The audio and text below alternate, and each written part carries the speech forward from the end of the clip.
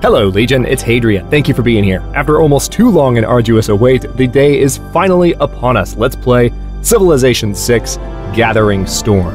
Thank you very much to 2K and Firaxis for giving me access to this press preview build, and for allowing me to bring this footage to all of you a few days early. Gathering Storm is, of course, the brand new second expansion pack for Civilization 6, due out on February 14th, and it is massive. I think it puts Rise and Fall, the first expansion pack, to shame in terms of its ambition and its depth. And I don't say that lightly, because Rise and Fall was a great expansion that added not only a lot of nice features and kind of innovative features, but also needed expansions to the game. So I definitely mean that as high praise, at least from what I've seen so far. We're going to call this series Carthage, plain and simple. So obviously we're playing as Dido of Phoenicia, one of the 8 new civilizations and 9 new leaders added in Gathering Storm. I emphasize Phoenicia because you might have noticed the civilization is not called Carthage this time around, like it was in Civilization 5, but we're going to found Carthage, hence the name. When you think about Phoenician civilization, Carthage is really the city that looms the largest, so that's why this series has its namesake. Details of the game settings are in the sidebar. We are going to be playing on Emperor difficulty, but the AI will only get 1 starting city instead of the usual 2, thanks to a little tiny tweak that I'm using. Other than that, the only mod is that we are using more Barbarian XP. That's it. This really ought to be a mainly vanilla playthrough, like largely, vast majority, 95, 99% vanilla playthrough. So just those 2 little tweaks, only 1 settler for the AI, and a little bit of extra Barbarian XP to where killing them in the early game, especially if we get swarmed, actually has some benefits. That's something I've very regularly done on the channel. I've arranged for 7 ancient era opponents from the Mediterranean region, and while I thought it would be best to play on a continental map, as you might have noticed, so that we have a sense for how map generation is working in the latest version of the game, we will be playing with the temperature turned up to hot to kind of replicate that dry Mediterranean climate a little bit. So more desert, less tundra. Let's go ahead and jump in here and start our first turn. We have a pretty decent start location, I have to say. I'll talk more about Carthage and Dido and Gathering Storm kind of as we get to the features of the game. I know that as of the moment you're watching this, other series have been up for a few days, other playthroughs as other leaders. There's, of course, been tons of coverage of the expansion itself, so rather than giving like a comprehensive overview, because there's plenty of those available, I'll talk about those kind of as we play. The main thing I think most people are going to want to see, myself included, is some gameplay. So let's go ahead and get to that. We have to choose our first research project, and we're not going to be able to actually do that till we found our city, well, we can choose it, but we won't start researching until we plop this settler down. But I think I will go ahead and select astrology, just because I would like that holy site. And, well, we're most likely not going to go for Stonehenge, but we do want a religion ASAP. So it's pretty much what you have to do if you want a religion ASAP. Are you noticing, by the way, I'm gonna spend a lot of these first few episodes zoomed in, because if you haven't noticed yet, the game is gorgeous. They have definitely added some bump mapping and some shaders to the terrain and just the overall look of the game that you're going to continue to see it. And also a lot of the artwork for the units has been customized to each individual civilization and to like ethnic groups of different civilizations. So you're going to see a lot if you pay attention to the art of the game, for sure. And the graphics in general, it just looks better. But let's go ahead and found our first city. We are on a Plains Hills tile, which is pretty nice. By the way, you might have noticed when I had the game settings up on the screen that there is a map seed. If you want to play along, you have that map seed, you can plug those in. You have to also plug the opponents in the exact order that I had them listed in order to get this exact start, just so you know. And of course, if we have to re-roll this map in a second, which we might, the map seed's not going to mean much because we won't be able to see what the seed on a re-roll is. But anyway, I digress. This is a Plains Hills tile. It's, defensively speaking, in a fairly good position. We have some rice 2 tiles away. We have stone, copper, 2 amber within 2 tiles each. And we have these mountains, not really a mountain range, unfortunately, but still enough to justify some holy sites and campuses. We might have to sacrifice a bonus resource to put up, like, a government center. Yeah, we'll think about that. We'll cross that bridge when we come to it. Let's found the city of Tyre. Our knowledge of sailing has advanced considerably. We got that boost for founding a coastal city. Carthage almost always starts on the coast, I've noticed. By the way, the bonuses for Carthage are, as you can see here, Dido's leader ability is Founder of Carthage. So cities with a Kothon, which is her unique district, replaces the harbor, can be given the Move Capital project. You can actually move the capital around. It takes some time. It takes a lot of turns. It's based on how much production you can put out, of course, like any city project. But you can, if you want to, say, move your capital to another continent in order to affect the loyalty of cities, both your own and enemy cities in that region, you can do that. And there are lots of policies that have to do with cities that are located somewhere relative to your home continent, if you're following me. So there's lots of interesting strategies that you can use policy-wise as well with that ability. She also has an additional trade route capacity after building the government plaza or any government plaza building, and a 50% production bonus towards districts in the city with the government plaza. So any district, as long as there's a government plaza, will build faster. So Tyre, obviously, we're going to try and have that be that city that has the government plaza, because it's our first capital. That's generally what we're going for. So the Phoenicians' civilization ability is Mediterranean colonies.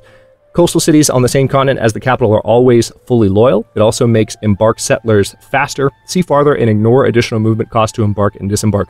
Basically, as soon as you put a settler in the water, which you have to have that technology research, but as soon as a settler is in the water, they become super settlers. Like, they can just ride up on a coastal tile like 6 tiles away and settle in the same turn. It is insane. So it's really powerful once you get a Phoenician settler in the water. So you can start to see how there's been some graphical improvement. It just looks a little bit better than it used to. Just little tiny touches. You can see the bump mapping on the hills as well. Hills are a little bit more distinct than they used to be. I'm all over the place. I know, because I'm so excited about this stuff. There's so much to talk about. It's hard to really know where to begin. So anyway, just to wrap up, speaking of where to begin, just to wrap up talking about Phoenicia, the writing Eureka is also ours from the start. So just to bring this up really quickly. As you can see, we have the, that's the sailing Eureka. We have the writing Eureka automatically. That was just given to us very kindly by the game. So, pretty cool stuff. Let's go ahead and, I think we're going to go with the Scout for our first production project. And let's move the Warrior out this direction. So, one of the major new features in Gathering Storm is that terrain features like deserts and mountains and rivers are now labeled. There are also volcanoes in the game. Oh my gosh, there's so much, guys. Like, I hardly know where to begin. There is a new, there's a new features thing. I'm going to flip through this really quickly. You can pause if you want to read it, okay? So here I go.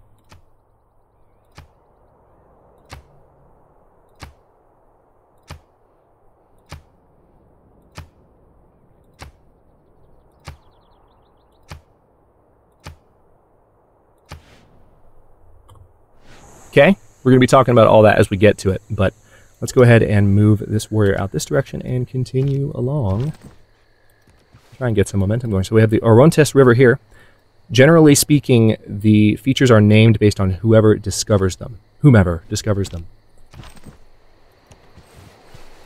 So we have foxes here and foxes here. Furs, rather. Also notice that the icons now no longer scale.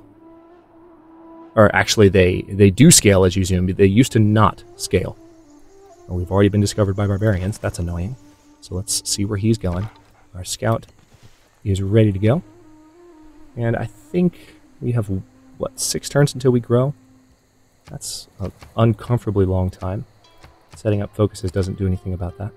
So I guess I have no choice but to go ahead and get the monument going. It's going to take 6 turns, which would be kind of perfect. I'll train up a settler maybe after the monument's done, unless I feel the urgency to train a slinger. Aha! I found you. Okay. If we had one more movement point, we could get in between the scout and that camp. Notice the new bump mapping on the floodplains here. Just added detail to the graphics engine. So nice. I'm going to spend as much time zoomed in as I can so you can appreciate those details. Goody hut! Excellent. Moving into turn 7. Okay, excellent. I don't think the Barbarian Scout actually alerted this camp. If they did, it's possible they did. So we got 5 experience there. That mod is helping me out a little bit. Alright, they did alert the camp. Dang it. Alright, here's what we're going to do. If I attack, my unit's going to get beaten up pretty quickly when the horses cross the river, so I'm going to go ahead and fortify them. Well, the horse is going to have to cross before they attack, though. And I can definitely attack and get a promotion, which will make them stronger. Yeah, I'm going to risk one more attack and hope I don't eat my words. See, because now we have a promotion. Very next turn we'll be able to get them almost back up to full health. And that'll increase our survivability a bit. Okay, good. We got the archery boost for free. We don't have to kill a unit with a slinger. That's handy.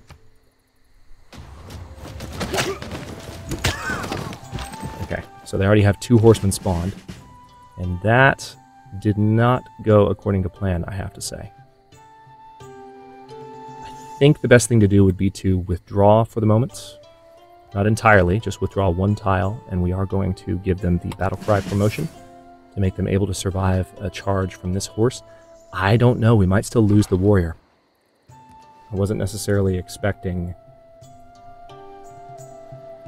the second horseman to spawn. Yay, barbarians are immediately tormenting me. Who's surprised? Is that a 3rd horseman that just appeared? Am I seeing straight? Yeah, I think we're gone. I think that warrior is toast. Unless, of course, they can't see where I ran to, which is possible. If they decide not to give immediate chase, that could be nice. Oh, nice, we found another continent. So the continent we started on appears to be... Oh, no, that's Appeal. Continent, please.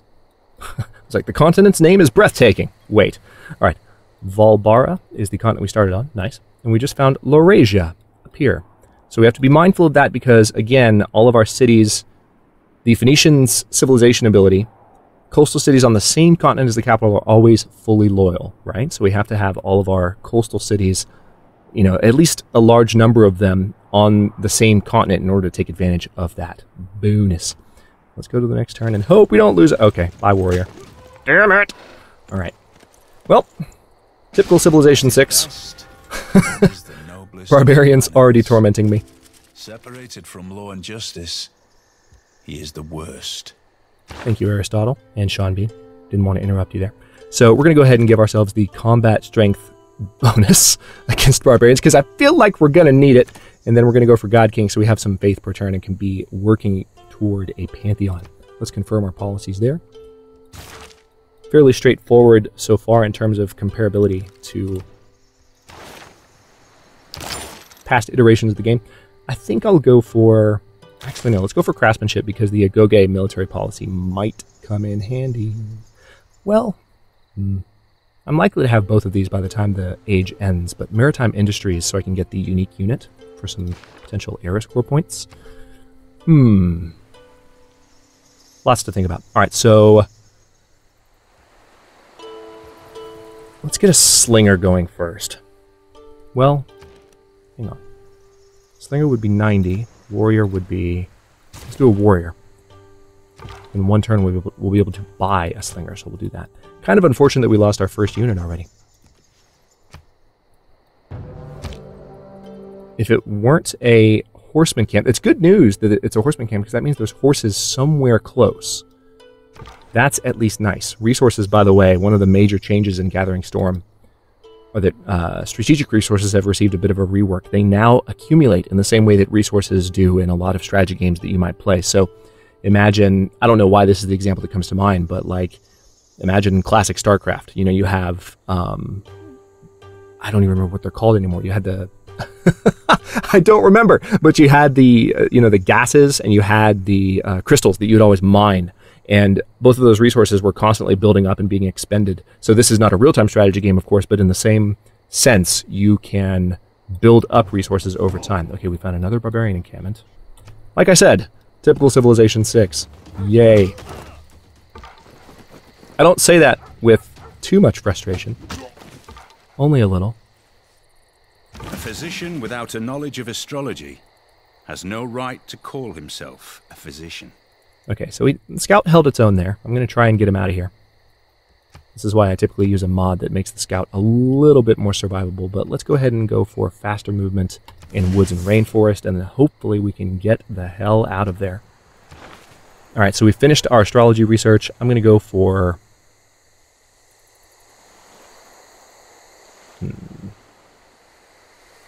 Now, I'm going to do what I almost always do on this setting, because we need campus access as soon as possible, so we're going to go for that. Yeah, see, when you zoom all the way in, these now get nice and big. It's actually a nice touch. I like it because they don't clutter the map when you zoom out anymore. It's really quite nice. Ah, damn, there's some mountains there. Alright, so we might be able to fortify and stop this warrior because we have that combat bonus, but that's a little bit annoying. Alright, so we need to purchase that slinger. And we're going to build a holy site. Okay, so this is what I was thinking about earlier. Ooh, that's actually an even better spot right there. So I could have a potential campus here, here, there. That could be my campus spot, although it won't be a +3. That's a +3 because of the 2 mountains and then the 2 woods here. The 2 are adding up for the additional faith point. That won't affect the campus in the same way. Campus gets that effect from rainforest, not from woods. So if I would need to clear this. I could have potentially a campus here. See, I need my holy site as soon as possible, though. That's what's kind of annoying me right now, because I just spent that gold on the settler, and I don't necessarily regret it. But it's like we need... I would like, ideally, for the holy site to be in one of these spots. I really want it to be in that spot. It's going to take... how many turns? 3 turns? Yeah.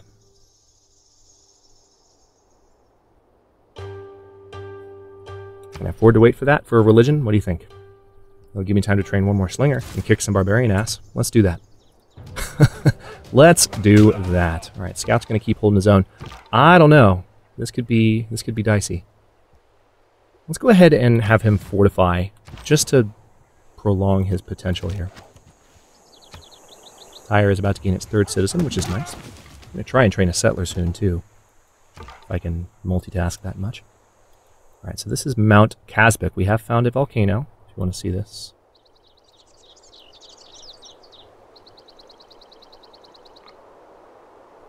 Pretty cool. It's not active right now, it appears.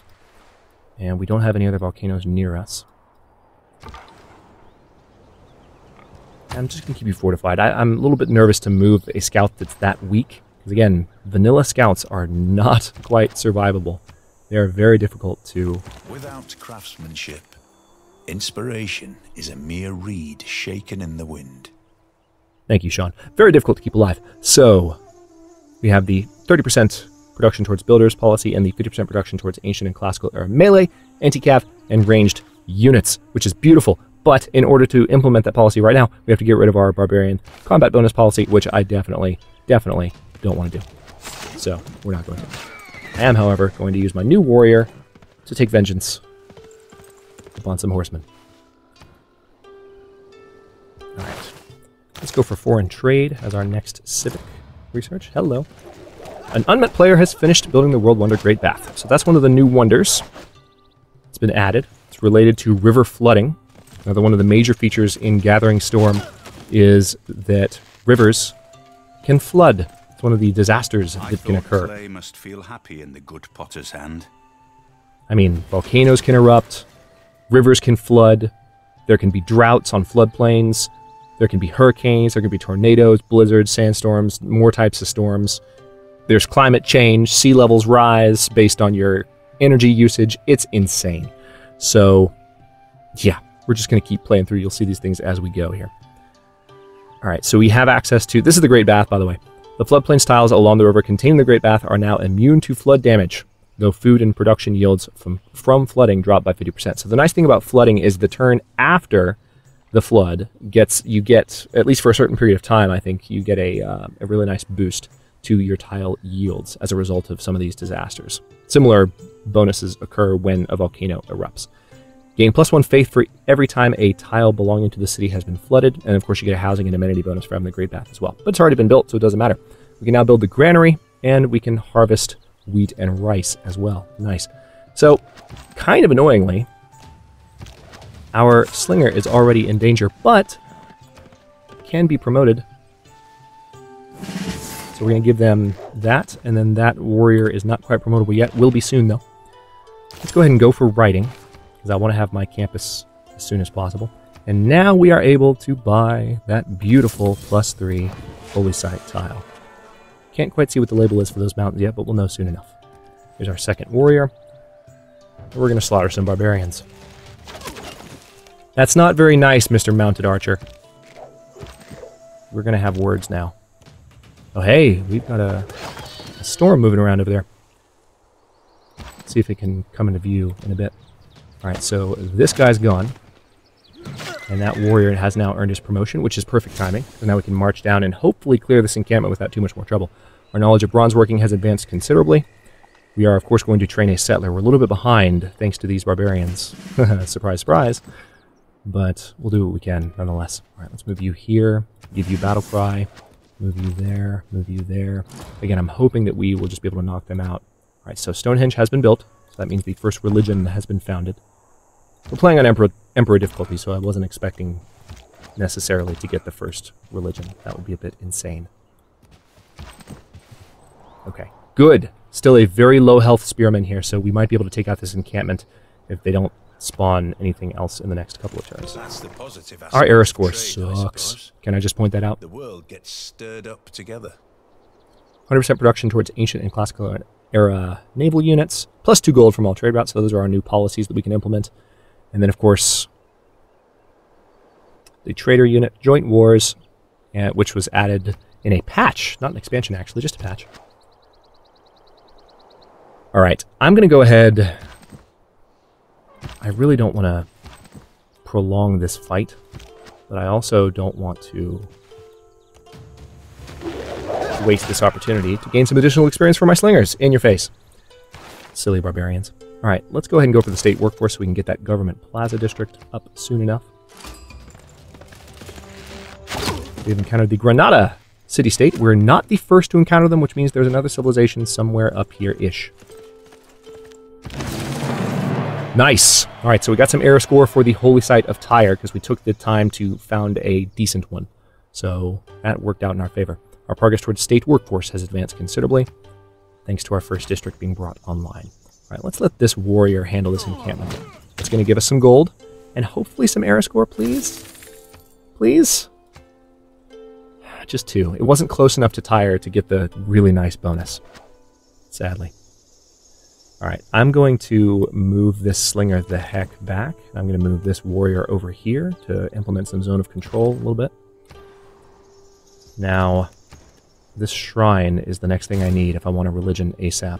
See, I need a settler though. That's the thing. Like, if this is kind of the sacrifice you have to make if you want to gun for a religion in the early game. It would have been a little bit different if we hadn't had to train the warrior when we did. Okay, this warrior might get a promotion now. Nice. All right, so this kind of makes up for it a little bit. No, sorry. I'm interrupting Sean. Ideas, opinions. As I've said many, many times, one does not simply interrupt Sean Bean. So, I just interrupted him multiple times. Sorry about that. Let's go ahead and give you battle cry as well.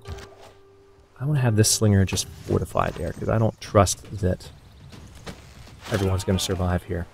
But this is a good opportunity to get some additional experience, and this is exactly why I use the More Barbarian XP mod, because we have this horde of barbarians that my promoted units would be getting hardly any experience from fighting. And so the sense of reward for fending off an early game barbarian surge is somewhat diminished. I'm going to go for animal husbandry so that we... Oh, there's our Pantheon. Nice. So that we can see horses in about 4 turns. But I do want sailing, so I get the Byreme soon, too. The nice thing about that... How close are we? The timer's going to start any minute now. By the way, if you want to know what this button does... Hey, look at that. Full screen map. Cool beans. Just in case you were curious. I don't know. See, now I'm thinking... Maybe we should go for sailing to where we might have a shot at a golden age. I want these. I really do, but this is our unique unit. We can go for that. That could be a lot better. Now, settler-wise, it's going to be way too much. Notice there's also a production queue now. Hey, we'll look at that a little bit later. I tend not to queue stuff too much. I mean, not that it's been an option in Civilization 6, but I like the idea of making the decisions individually. So I'll show you in the next video or two like how the queue works. Let's see. So what do we have near us? We've got the furs, we've got some stone, some rice. Haven't found too much in the way of goody huts because our scout's been healing. Oh yeah, he's been healed for a while now. Let's go ahead and have him keep looking around. He must have just finished healing, or I accidentally refortified him in the midst of that fighting. So we'll get him looking around again, see if we can find more goody huts.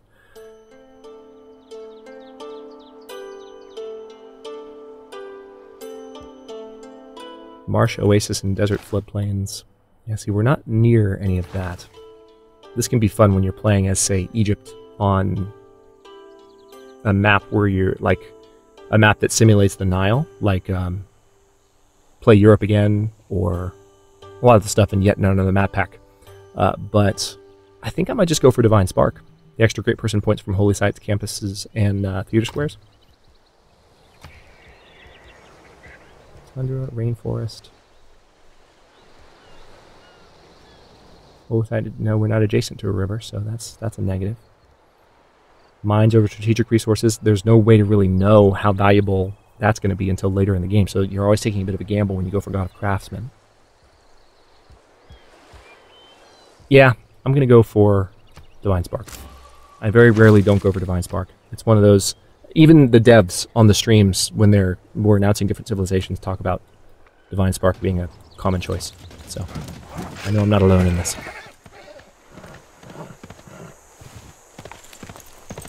Okay, so... now we are pretty much ready to take you on. Why don't we go ahead and attack with the stronger one first, across the river, and then let the weaker one finish the job. Alright, barbarians dealt with.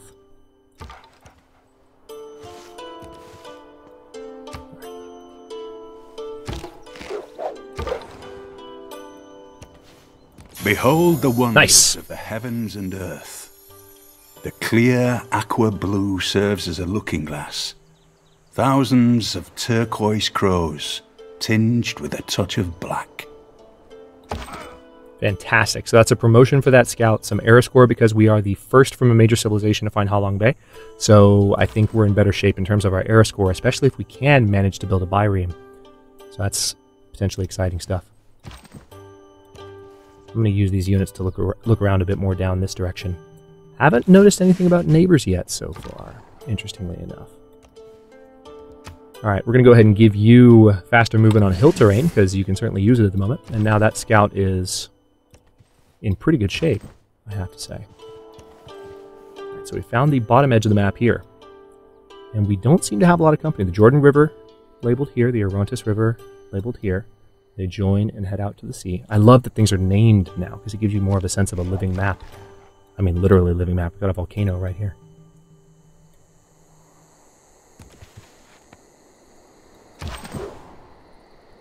Alright. Let's poke our heads a little farther in that direction. Okay, Nazca has also been encountered by someone, so there's a civilization out this way. We know there's someone over here-ish. We know there's someone up here-ish. But we have a lot of space, it seems, maybe to ourselves, if we can take advantage of this. It's just we've had a little bit of a slowdown thanks to these lovely... Look how pretty the game looks. Can you tell the graphical difference? I've got it... I mean, hopefully you can. I'll rotate a little bit. Just the shaders. And also, as the sun comes up here in a second, you might be able to see more. But maybe you've already been watching through the whole video, but it's so nice. Okay, so we found another barbarian encampment here. Let's bring this slinger down to help with that, just in case this warrior runs into trouble. Oh no.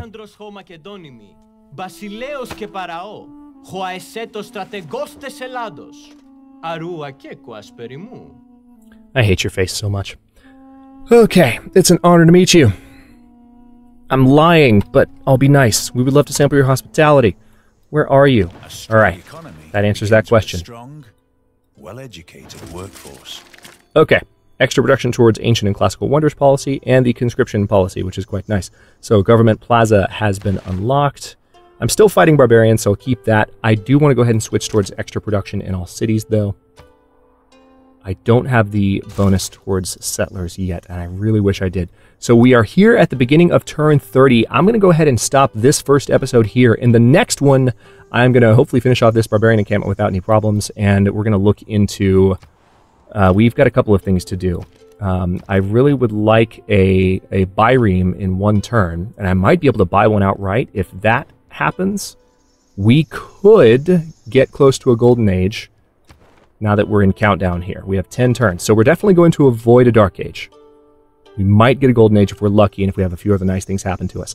But yeah, lots to do, and we of course still have to found the city of Carthage somewhere. I'll let the random name generator take care of it, but that's going to happen too. Thanks for watching. If you enjoyed this first episode, don't forget to like the video and subscribe to follow along. New episodes are going to be coming out every day at 10 a.m. U.S. Eastern Time for the first series of episodes. Comments are always welcome. Let me know what you think, and I'll see you next time.